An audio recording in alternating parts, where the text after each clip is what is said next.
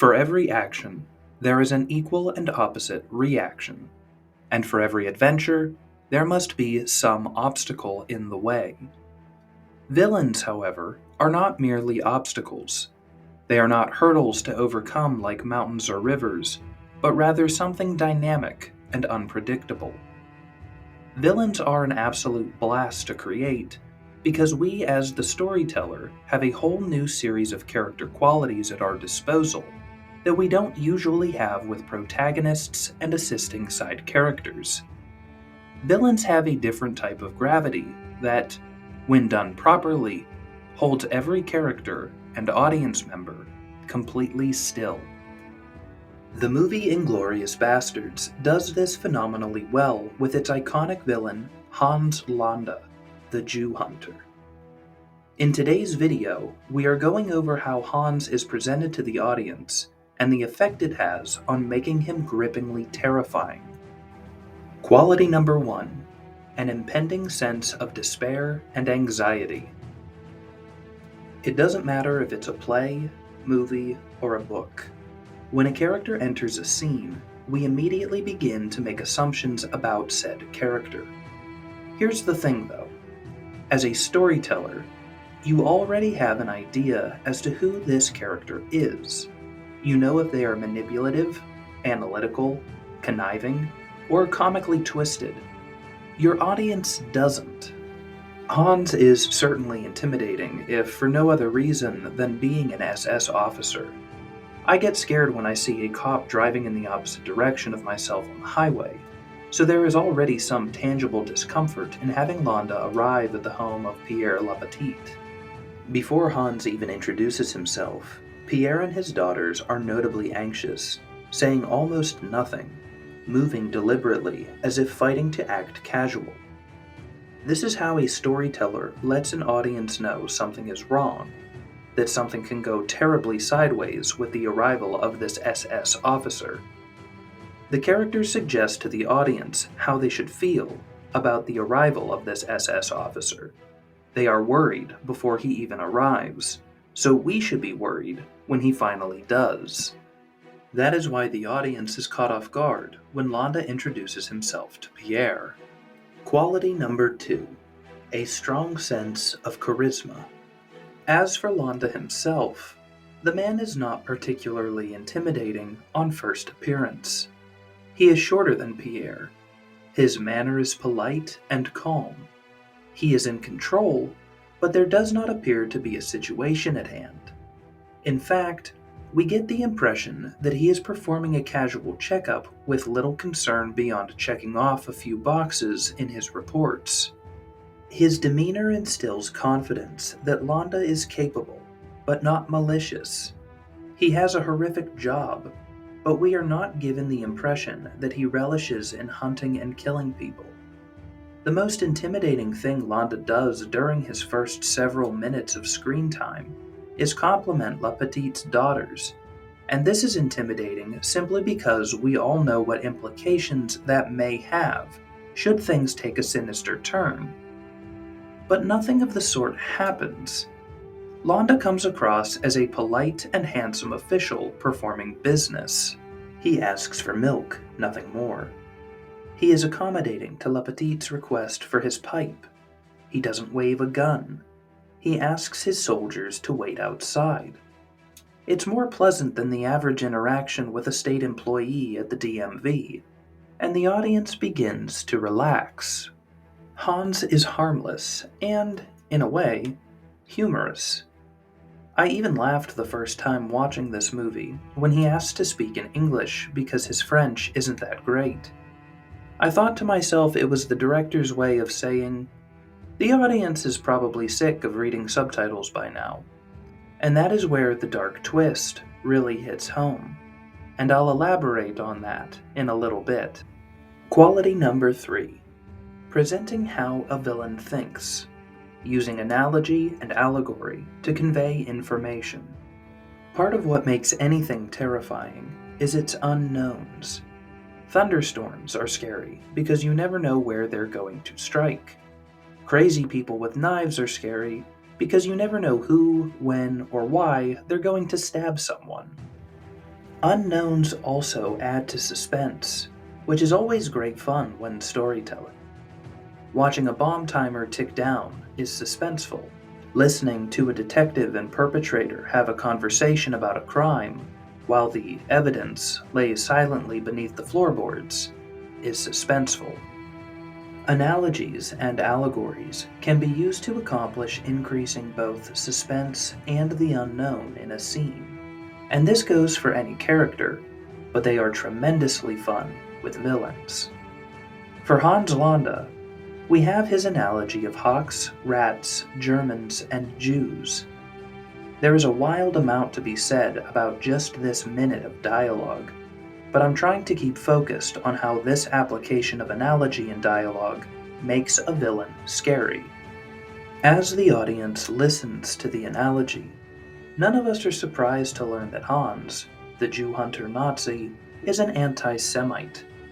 The information being conveyed to Pierre and the audience has to do with how Landa thinks, but, more importantly, it has to do with slowly letting slip that Landa knows that the Dreyfus family is underneath the house.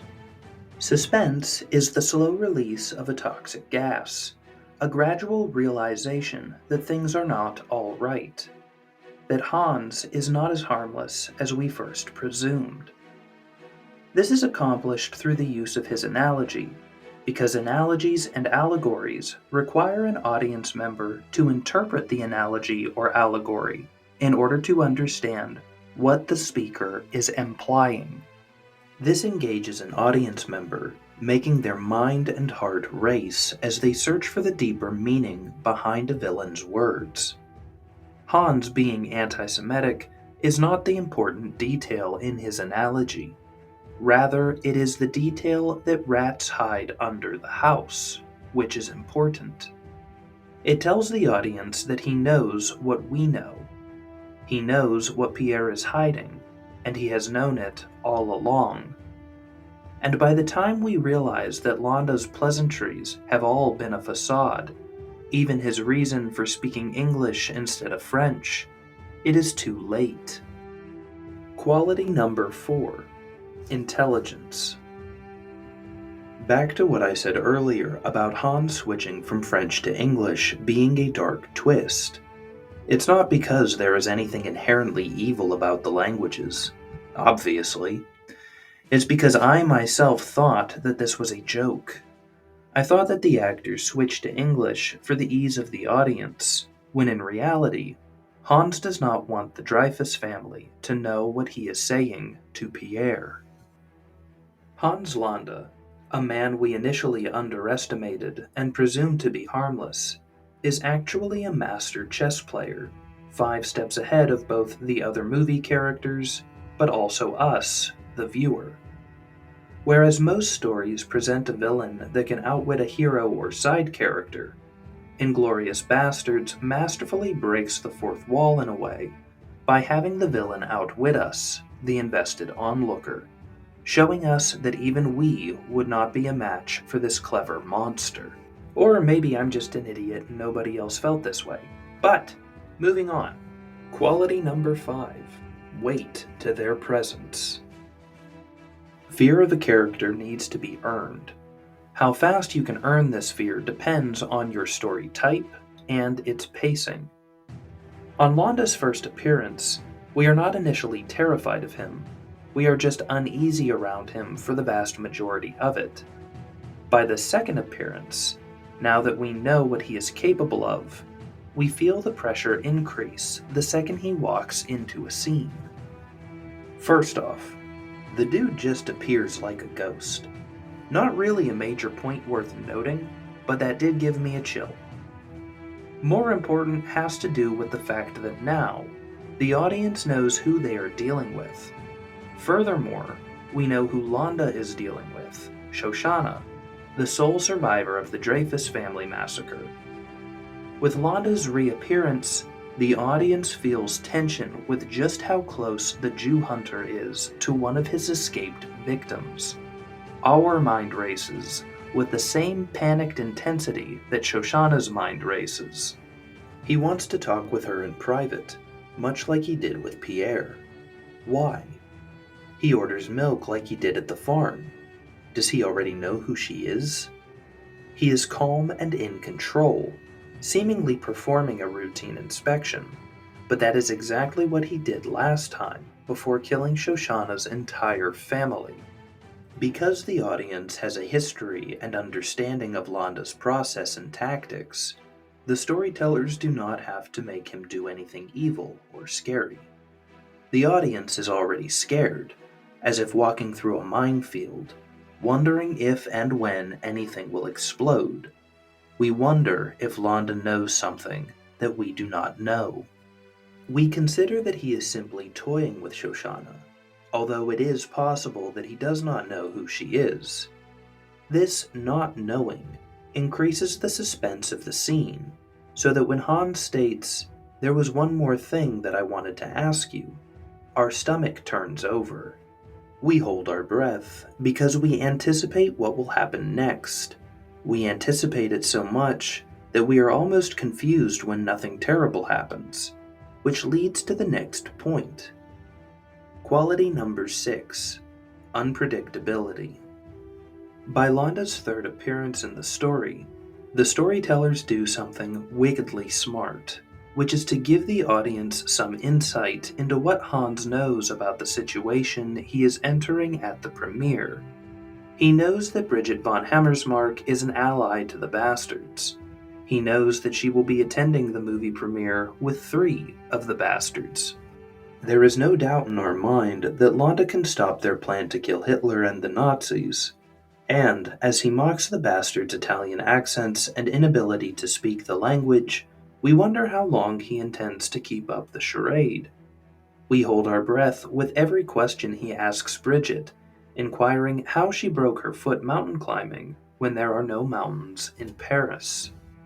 His charm and whimsy are nerve-wracking, because we viewers understand that he is merely playing with his prey. Landa will act when the moment suits him best. Even when he allows Omar and Donnie to enter the theater, we know that he is plotting something. When he asks Bridget for a moment in private, we know that something terrible will happen to her. But when? As an aside, just to briefly admire how suspenseful you can make putting on a shoe, I want to mention the reveal of Landa having Hammersmark's shoe in his coat pocket. It's a very clever back and forth. He asks to see her foot, and we assume he means the injured one, possibly to torture her into telling him the truth. Instead, she offers the uninjured foot, an unexpected action for us as viewers. Hans then removes the shoe seductively, another unexpected action, before asking Hammersmark to reach into his coat pocket. When she touches her shoe, the damning piece of evidence, everything goes still. Just like when Hans remarks that rats live under the floorboards, the characters on screen and the audience all come to the dreadful realization together. Hans knows the secret, but allows his victims to discover this fact on their own. In this situation, both Hans and the audience know that Bridget is cornered. This time, we get to experience what it feels like to be Hans, to watch your prey come to the realization that they are trapped. He enjoys playing with his victims. He likes giving a false sense of security, even giving them some hope that they might be able to get away with what they've done before turning the tables. We know he enjoys this reveal because even we as viewers enjoy the reveal, never knowing if and when Landa plans to spring his trap. And that is what bothers us most. It is the unpredictability in when Hans will switch from charming detective to cold-blooded killer that puts us most on our toes. This is why, as the bastards sit in the auditorium, the dynamite timers ticking down, and Aldo somewhere alone off-screen, we wonder when Hans is finally going to pull the rug out from under them and thwart their plans. Quality number 7, being a master strategist. Up until this point in the story, Landa has never lost a confrontation. Even when he fails to recognize Shoshana, he still succeeds in terrifying the hell out of her. Knowing that Hans is smarter than us as viewers, knowing that he knows the bastards plan to kill Hitler, we are uneasy as to why Donnie and Omar are still in the auditorium. If you want to win the war tonight, we have to make a deal. Hans, from the story's opening, has always been several steps ahead. He is a master at tactics and opportunistic, weaseling his way into positions where he can either thwart the bastards' plans to kill Hitler, or gain immunity from his war crimes as the Jew hunter. Hans ensures that the bastards are placed in a lose-lose situation, while he himself can only win.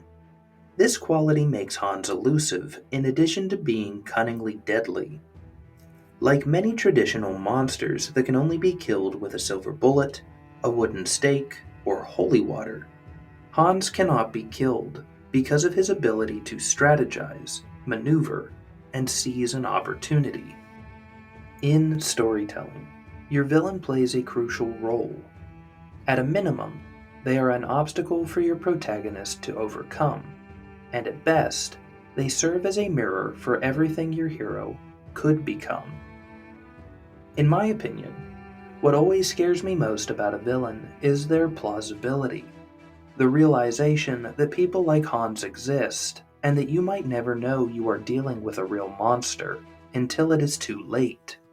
Hans sticks out as a character because of his eccentric mannerisms, but he stands out as a villain because of his intelligence, his elusiveness, and his ability to add suspense to a scene.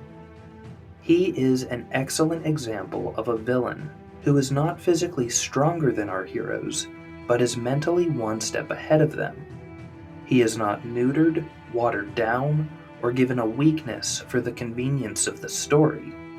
In fact, Landa wins at story's end, gaining everything he requested in exchange for a quick end to the war. It is only Aldo, a man whose actions Hans could not fully anticipate, who ensures that Landa does not get away from his crimes without some degree of justice. You know something, you bitch? I think this just might be my masterpiece.